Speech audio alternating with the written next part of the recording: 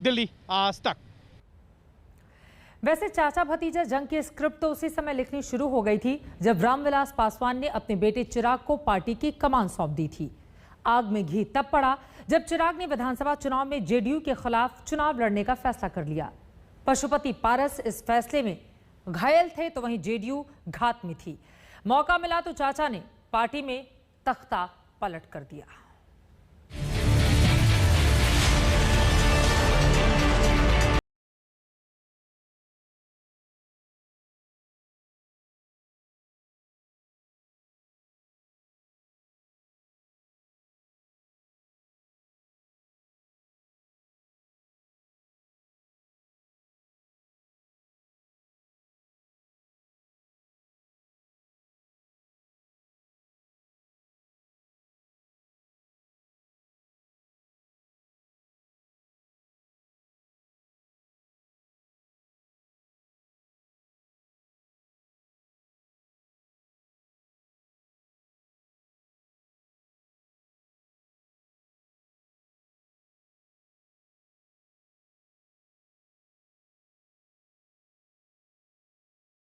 ध्यान रखना चाहिए, चाहे पारस जी हो, नीतीश जी हो, वो जो भी आधार वोट है ना रामविलास जी का, वो ये भी देखेगा कि एक साल के अंदर उनकी मौत का 1 वर्ष भी नहीं हुआ।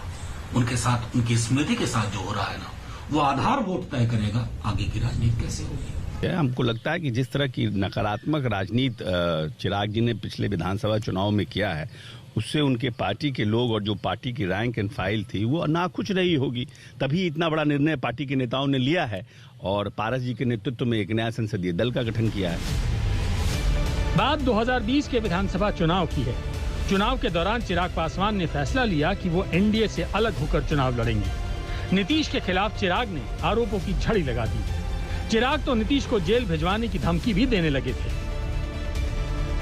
मुख्यमंत्री से कि भैया तस्करी का जो पैसा आता है, जो नए तस्कर आपने बनाए हैं, वो शराब का पैसा, जो शराब को ये लोग ब्लैक में बेचते हैं, तस्करी का पैसा कहाँ जाता है भैया? हमारे मुख्यमंत्री की जेब में, नीतीश कुमार की जेब में अगर ये पैसा जाता है तो याद रखें नीतीश कुमार जी कि अगली हमारी सरकार जो बनेगी लोजपा की, इसकी समीक्षा करवाकर इसमें भी आपको जेल भिजवाने का काम करेंगे। चिराग पासवान के इस फैसले से उनके चाचा पशुपति पारस नाखुश थे। पशुपति पारस को नीतीश कुमार ने 2017 में अपनी सरकार में मंत्री बनाया था, जबकि पारस किसी भी सदन के सदस्य नहीं थे। पशुपति पारस पार्टी में चिराग के तानाशाही रवैये से भी संतुष्ट नहीं थे। राजनीति में प्रवेश के फौरन बाद जिस तरह चिराग को एलजेपी संसदीय बोर्ड का अध्यक्ष बनाया गया था, पारस उससे भी संतुष्ट नहीं थे, लेकिन उन्होंने पासवान के खिलाफ आवाज नहीं उठाई। जब चुनाव के नतीजे आए तो एलजेपी को महज 1 सीट हासिल हुई थी। उसके बाद से ही पार्टी में असंतोष फैलना शुरू हो गया था और जेडीयू की नजरें एलजेपी के हलचलों पर थी। लंबी राजनीति का अपना एजेंडा होता है, आपकी अपनी विचारधारा होती है और सवेरे शाम बदलने वाली अगर आप सोच रखिएगा और इधर से उधर करते रहिएगा तो स्वाभाविक है कि आप लंबी राजनीति नहीं करेंगे। एलजेपी अपने आंतरिक अंतर्विरोधों की वजह से, श्री चिराग पासवान के अकुशल नेतृत्व की वजह से, बिहार एलजेपी का एनडीए से बाहर आने की वजह से जो उसका आभा मंडल कम हुआ, टूट के मुक्त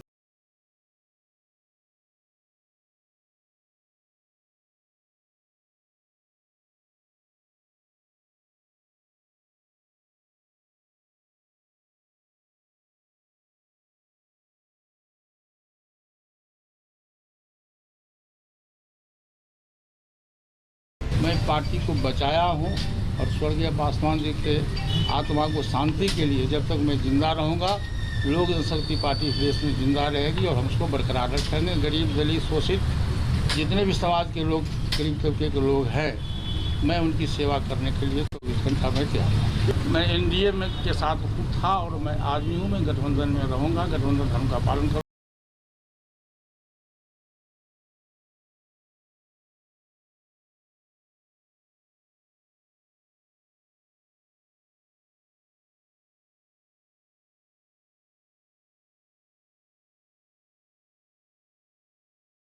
चुनाव के दौरान चिराग पासवान ने नीतीश कुमार को कमजोर करने में कोई कोर कसर नहीं छोड़ी, लेकिन चुनाव के बाद नीतीश कुमार तो मजबूत हो गए, लेकिन चिराग लगातार कमजोर होते चले गए। हालात यहां तक पहुंच गए कि उनके परिवार के यानी कि चाचा और चचेरे भाई ने भी उनका साथ छोड़ दिया। कुल मिलाकर यही कहा जा सकता है कि चिराग तले अंधेरा। कैमरामैन नदीम आलम के साथ सुजीत कुमार झा, पटना, आज तक। अब सवाल